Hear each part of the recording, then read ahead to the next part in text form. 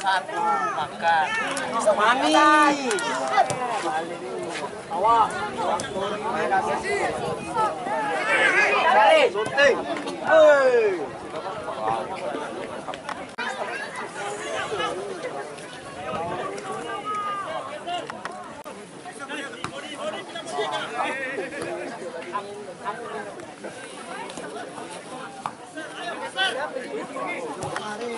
Jauh ya.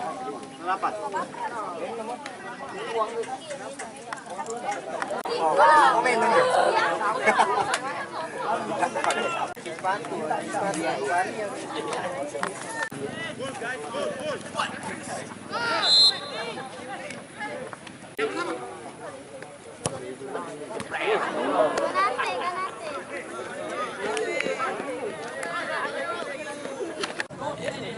Mengenai rencana uji coba, ada rencana katanya kabarnya akan berangkat ke Lahat atau? Ya, tanggal 23 kita ada uji coba mungkin di Lahat tanggal 24 ya, berangkat tanggal 23, terus nanti kita tunggu untuk tryout ke Solo, itu udah kita ada lawan, itu Persis Solo dari Persibi Divisi 3 Boyolali.